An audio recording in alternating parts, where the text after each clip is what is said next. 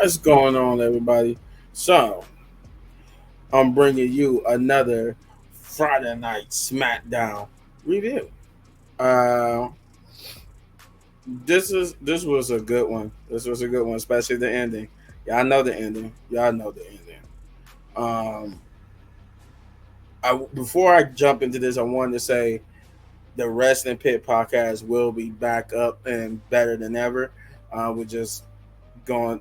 A couple of members are just going through some stuff right now, so it is what it is. Those of us who can, we keep the flames are burning for those when we finally get back up and doing videos. But still, if you haven't gotten over there, get over to the channel, the Rest of the Pit podcast, and subscribe. With that being said, now let's jump into it. We start off the show. I think they did do a recap of Monday Night Raw or Clash at the Castle. But we start off Monday Night SmackDown. I'm about to say Monday Night Raw. We start off SmackDown with CM Punk, and boy, did he come out and say a lot. He basically came out was being thankful for being in his hometown and talk about the pressure of being in front of your hometown people and performing in front of them, promising to do stuff in front of them. He talked about the pressures of that, and this basically was his segue into talking about how he was told what would happen to him and he show up at Clash at the Castle. He tried to ruin the championship match. He was going to get jumped. He was going to ruin everyone's day. And that's what he came and did, and didn't ruin nobody's day and nothing like that. But he did. He came.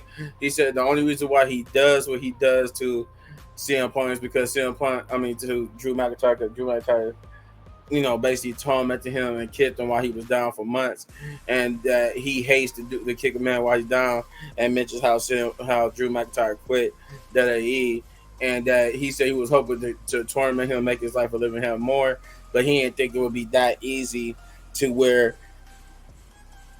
after just a couple of things, Drew McIntyre would quit. So then he would get interrupted by Paul Heyman, who came out and to have a hug with him, so he needed a hug, and basically tell him that as best friends, he wanted him to do him a favor as he would do it, as he's going to do him a favor, and the favor that he's going to do CM Punk is to let CM Punk know that because Solo Sikoa is the new tribal chief, he want every town to be his town, everybody to basically acknowledge him. And he said that he's pissed off because everybody's telling him that Chicago is CM Punk's town. So, and he knows that he's here. So he's here to basically tell him that he needs to get the hell out of the ring right now and leave, because the bloodline will be out here shortly to deal with CM Punk. And CM Punk was like, wait a minute, Paul, you asking me to leave because the Solo Sikoa and the bloodline is going to come out here and jump me in Chicago, my hometown, Chicago? Like, he was like, nah. He was in disbelief, but surely Solo Sikoa and them hit the ring and told CM Punk that he wanted to come to SmackDown and he wanted to come to Chicago, especially on SmackDown. That he got to do one or two things. He either gonna have to basically acknowledge Solo Sikoa and the bloodline, or he gonna get beat up and they're gonna make sure he never get cleared to compete ever again. CM Punk did ask Paul Heyman what was the favor that you wanted me to do for you if I do you this favor, and he said the favor that he wanted to ask CM Punk was take me with you.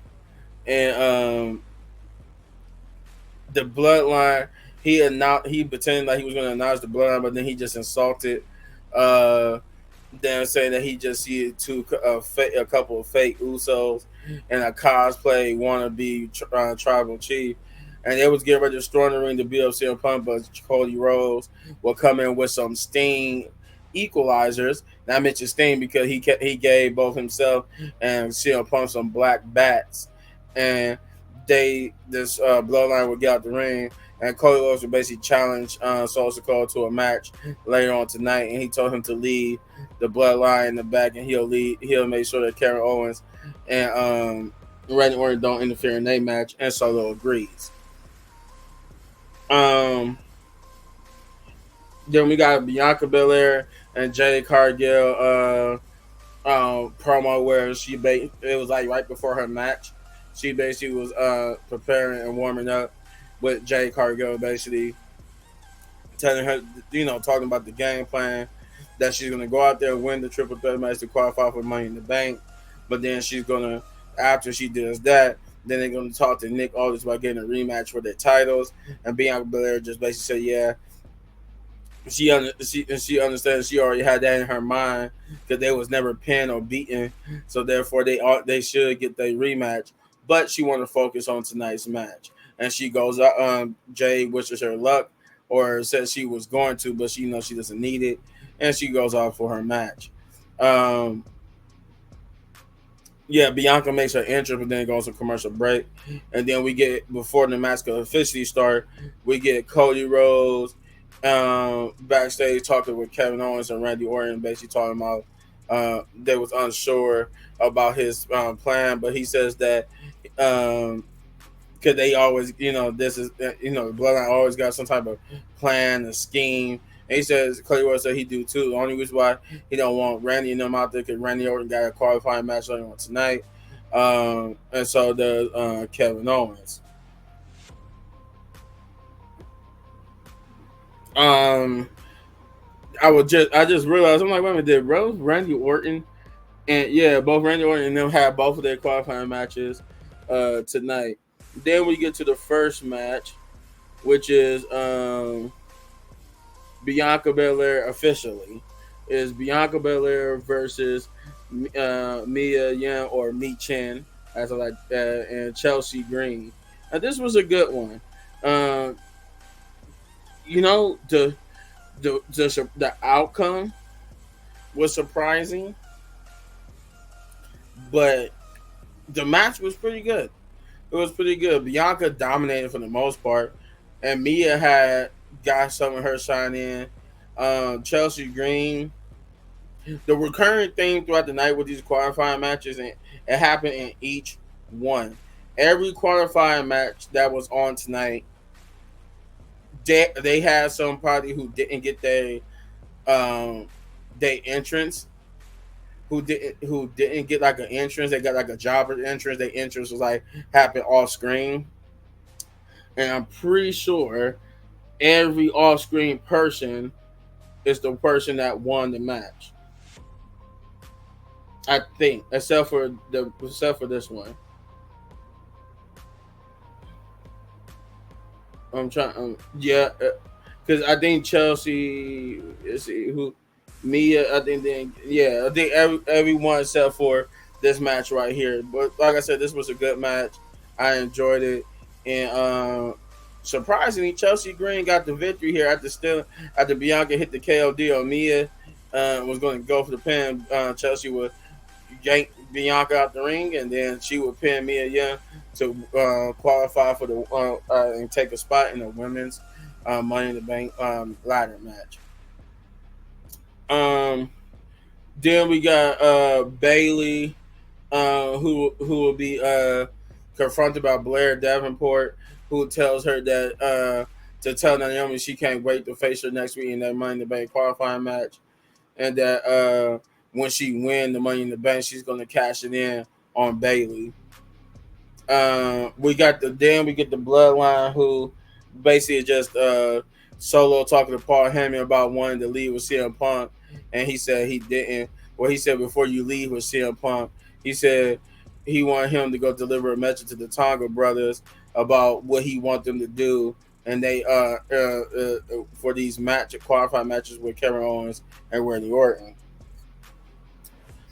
And then we got Grayson Waller being interviewed, and we basically found out that because of what happened last week, Austin Theory will not be in the building. But I think Austin Theory will have a qualifying match next week. But he's not in the building because he's basically being nursing an injury from last week. Um, but he would get interrupted by DIY, who accused him of using him, using Austin Theory. But then there would be a bang at this big garage door that was behind DIY and Grayson Waller. And as the man said, okay, because it's like it was like rapid bangs, like somebody, you could tell somebody was just constantly banging on it. And the man was like, all right. And he goes to open it. And thus we get our next segment, which is Drew McIntyre and CM Punk. When the door opens to reveal that Drew McIntyre was not knocking on the door, he was ramming CM Punk's head against the door. And CM Punk is bloody and beating the hell up. So apparently, sometime after CM Punk got done with Cody Rhodes in the ring, he ran into Drew McIntyre, and Drew McIntyre been whooping his ass this whole time. He would pick up CM Punk and just carry him out to the ring, leaving there. Then he would taunt this the crowd of Chicago by doing CM Punk's thing. Like when he comes out, he gets on one knee. He gets on one knee and goes like this to the ground before he goes, "It's clobbering time." But instead, he just sat there and did that to the ground. Then he took something from CM Punk, and then he would get confronted by Nick Aldis, who would push, which I was like, dang, Nick Aldis got physical because he pushed Drew McIntyre. Drew McIntyre pushed him back, and they went to arguing and cussing at each other about what happened. I'm like, yeah, we're moving away from the PG era for sure. Because we've just been getting blood a lot now. We're getting blood back. People, whether it's real or fake, we're getting blood, we're getting cursing, everything just hardcore. Yeah, TV 14 is back, and that was it. Yeah, that was it. That would be the end of that segment. We're then confronting. Then when we come back, CM Punk will get loaded. Like they was bringing out the stretcher, so we prepared him to be on the stretcher. But then it happened. The rest of it happened off a commercial break, and then when we come back, we just see him being stretchered and put into the ambulance. And that CM Punk, that according to Nick Aldis, that Drew McIntyre was officially gone from the building. And then we'll get the second match of the night, which is the other qualifying match, which is Carmelo Hayes versus Tama Tonga and versus Randy Orton. And Carmelo Hayes was the person who didn't get an entrance. He got a jobber's entrance, while Randy Orton and Tama got the actual entrance. This was a good match. The marching orders here was that Tama Tonga was there not only to win it, but to make sure Randy Orton don't win it. But this was a pretty good match between the two. The bloodline would get the bloodline in the form of Tonga Loa. He would get involved, which caused a distraction, but Kevin Owens would come out and try to fend them off. But the distraction allowed Carmelo Hayes to get a roll-up victory over Randy Orton to advance. I'm like, not only they gave the victory to Carmelo, but they also allowed him to pin a former multi-time world champion. So I'm like, they really pushed Carmelo.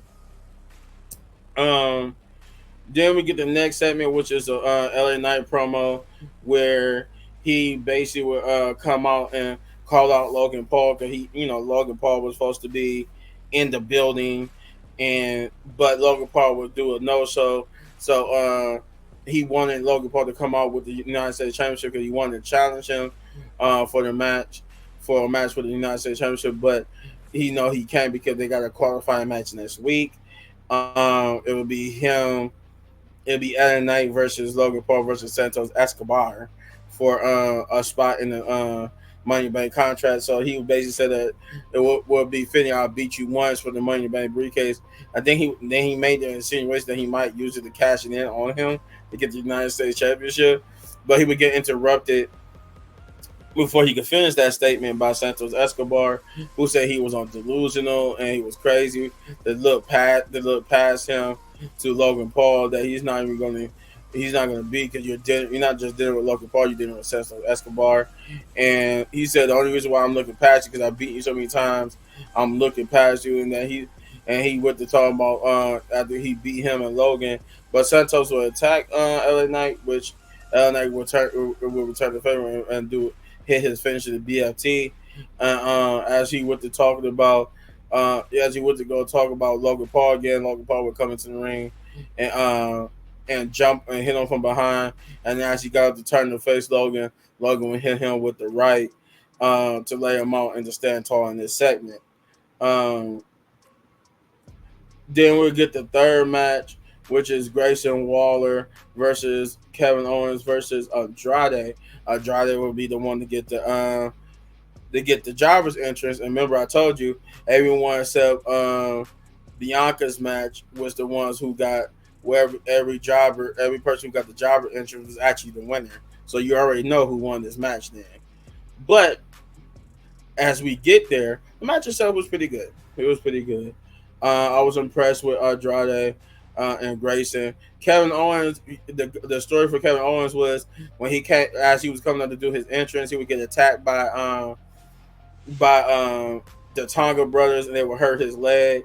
Randy Orton would come out and run them off, but Kevin Owens, hopped on one leg down to the ring, and basically on one leg was kicking people's ass like a one-legged man in the ass kicking contest. He was kicking everybody's ass, but in the end, his leg would cause too much trouble, and that would be the target of Grayson Waller, who would take him out. But Grayson Waller would roll right into Andrade's finisher for Andrade to get the victory. Then we got Nia Jax, or we got Mia being taunted by Tiffany about losing her qualifying match, but Mia would slap her, but then she would get jumped and by Nia Jax, to which Tiffany thanks her, and they both walk away. I'm guessing they teasing like some type of alliance between the two. And then we get a CM Punk update about him, basically that he's going to have to spend at least a night or two in the Chicago hospital, but that he's not going to go anywhere anytime soon. They try to get a word. They try to get a word in with CM Punk, but he just said all he would say was "see you on Monday." Solo Sikoa will also tell Paul Heyman that they were talking about what Paul Heyman would mention how Solo is crossing boundaries and making mistakes because Roman Reigns said that he didn't want nobody to face or the bloodline to face Cody for the title. They just want to keep him in check until he gets back to face him for the title. That's what Roman said before he got on the jet. But after WrestleMania, but he told Solo told Paul he ain't coming back. And then we get the main event, which is Cody Rhodes versus Solo Sikoa.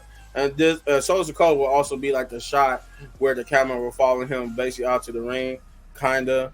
But this really wasn't a match at all. Like there was more so for how the ending was, but this was. I mean, they fought for like 5 or 6 minutes, and then the match ended in DQ when Tonga and Tonga Loa came out and attacked Cody Rhodes.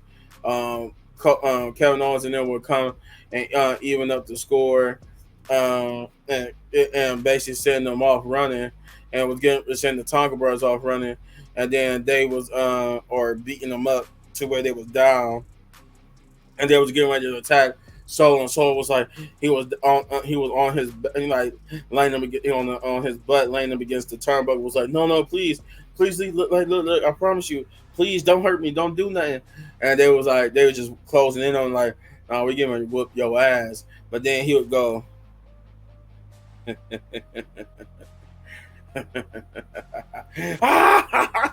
was like, what? They were looking like, what is he laughing about? Jacob Mother Fatu just debuted. This man comes and wrecks everything.